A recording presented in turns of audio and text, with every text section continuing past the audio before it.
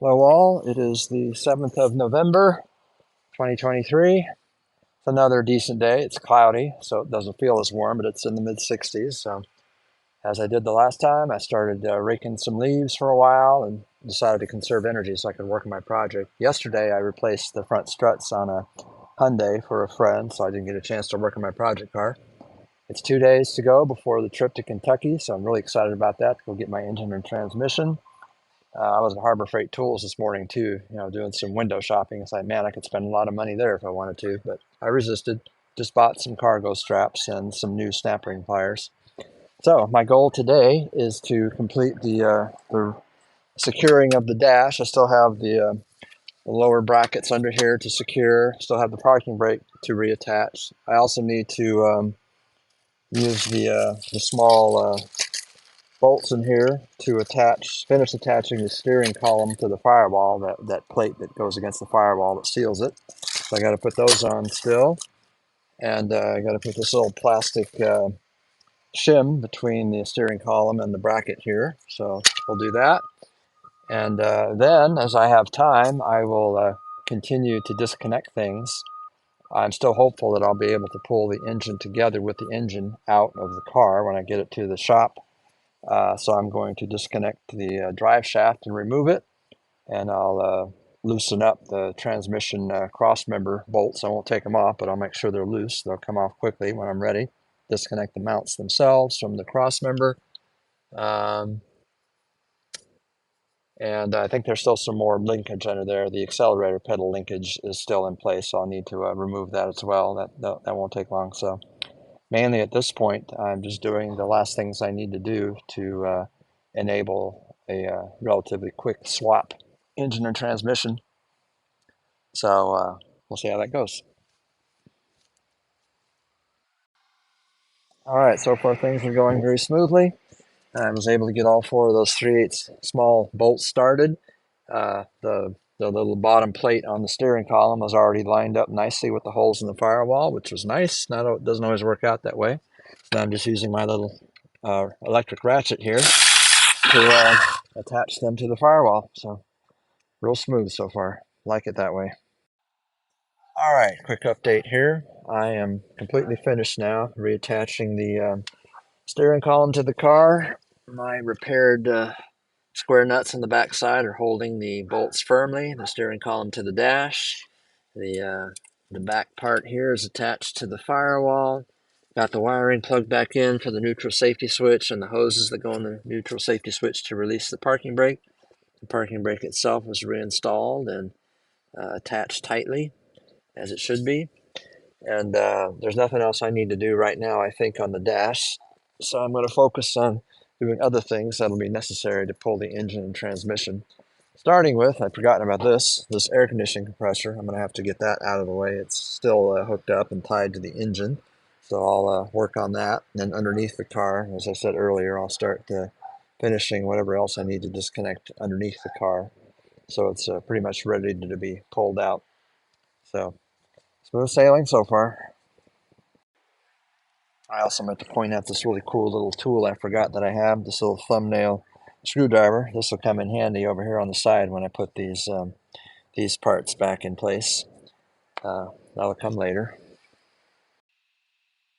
Well, I just got a unusual surprise. I was not expecting this. As soon as I started breaking loose these nuts here to disconnect the air conditioning lines, I started hearing hissing. In other words, there's still a charge on this ancient air conditioning system. I was shocked. And this would have been filled with the old R12 refrigerant, which you really can't even get anymore. Um, so I'm really surprised. That's actually a good sign because that means the air conditioning system might actually be salvageable. It'll have to be converted to R134. I've done that before, but I'm just shocked that there's actually pressure on the system. It's almost a shame to break it. So I'm half thinking I may try to leave it intact. But I think if I try to do that, it's just going to get in the way and whatnot. So I may just bite the bullet and let it air out. Hopefully, there's not too much pressure because you're not supposed to let this stuff vent to atmosphere. But I was just amazed that this still holds a charge after all these years. I think I found a temporary solution that might work to retain most of the charge. There's these little caps that come off, and I forgot about these valves in here. I should be able to actually close them to isolate this part of the system, which is where the majority of the refrigerant is going to be in the system, and then just unscrew these fittings from the compressor itself. There'll be a little bit that'll escape from there, but I do believe I can preserve most of the charge just by closing these valves. I'm going to try it anyway, see what happens. That way I can leave this stuff connected and just kind of move it off to the side. All right, so far my theory seems to be working. I broke loose this nut here that holds this valve on top of the compressor, and it hissed for just a couple of seconds and then it stopped. So I think I've got the rest of the system isolated. I think these valves were designed to be used during the recharge process somehow. Don't really understand it. It's not my area of expertise, but I'm glad they're there.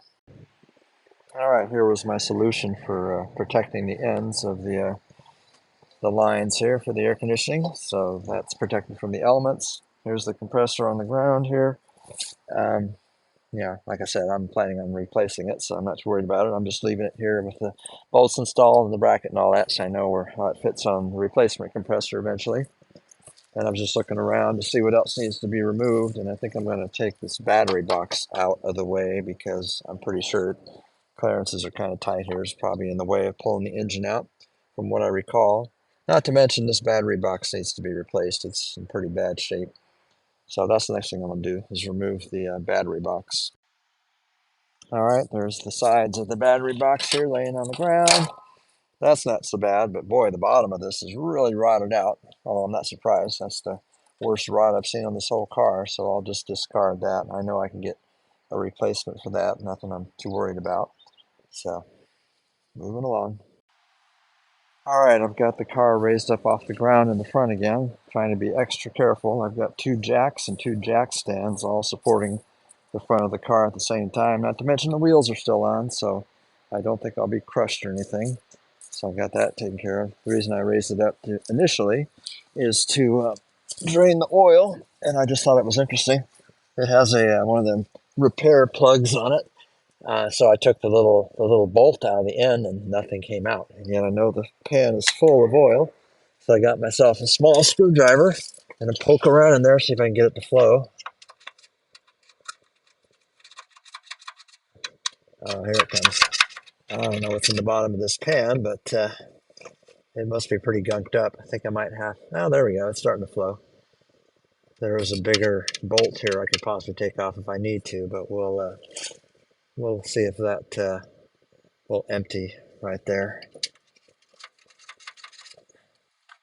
I just didn't expect it to be plugged up like that. All right, the sun is just about down at the horizon. It's only 4:30. That's what I don't like about this time of year, so I'm having to stop, but that's okay. I got some things done. Since I was under here with the wheel off, I just could not resist. I had to do it. I took these bolts out one at a time, as I described in a recent video, and I put the washers, the flat washers, on here that were supposed to be on here in the first place. I even had to take the splash shield off to do it and all that, but it was worth it for me. And while I was under here, I disconnected the rest of the linkage, the accelerator cable linkage, took all that out, and I kept looking at the pitman arm, and I could not remember tightening that nut on the pitman arm to the steering gear, so I got a wrench out, and sure enough, it wasn't tight. So I'm not sure how I forgot to do that, but anyway, I tightened it now. So the steering is real loose, only because the center link is completely shot. If I could move this enough, I could show you it moving. But anyway, I know that's going to have to be replaced at some future time.